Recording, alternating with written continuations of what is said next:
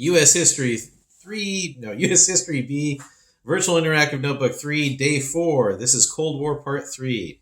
The essential question today is, how did the West learn from the Treaty of Versailles? Versailles is spelled Versailles. Remember that the Treaty of Versailles was the treaty that ended World War I, and it punished Germany and made Germany pay, and arguably set the stage for the Nazi takeover because it made the German people poor and desperate. And that's why the Nazis looked like a good deal to about 35% of Germans.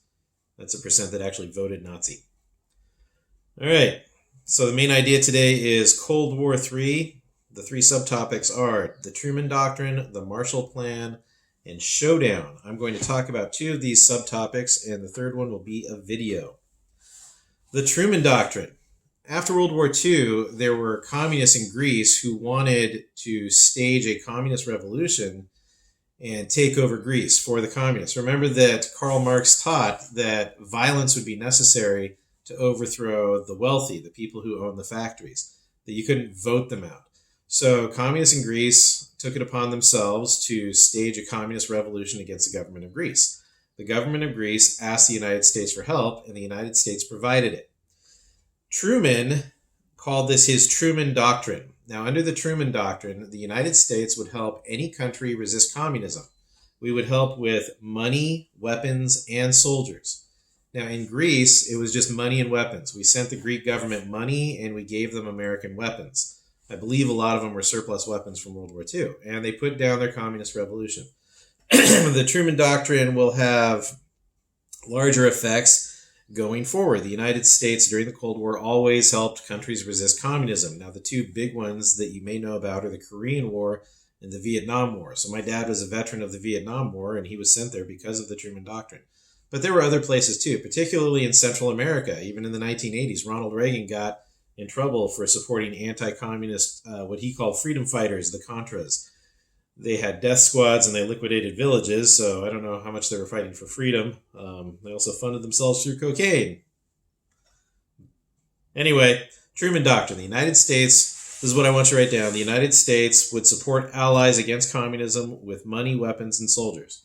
And the first place where that was tried was Greece. Moving on from there, the Marshall Plan.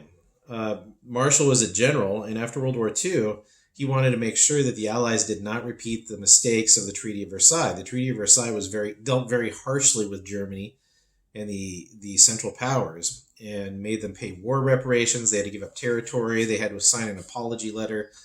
And he wanted to do the opposite of that. So after World War II, the United States poured money into its enemies, namely Germany and Japan.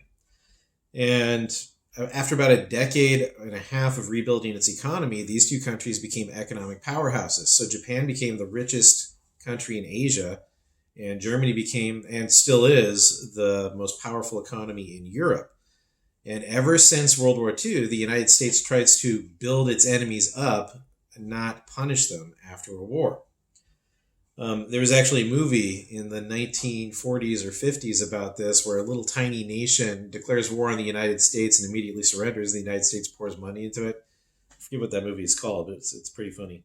So the Marshall Plan, what I want you to write down is not the Treaty of Versailles. We pumped money into Germany and Japan. And it worked. They're both free and prosperous today. All right, finally, Showdown. I want you to go to item 2 under today's lesson and click on that link. That will take you to a video about the Berlin airlift. I would like you to write down the 3 most important things to know about the Berlin airlift. Finally, for your output, pretty easy output today, I want you to find a political cartoon about the Marshall Plan on Google Images and paste it into the output side. All right? And that'll do it for today. I will see you tomorrow for day 5.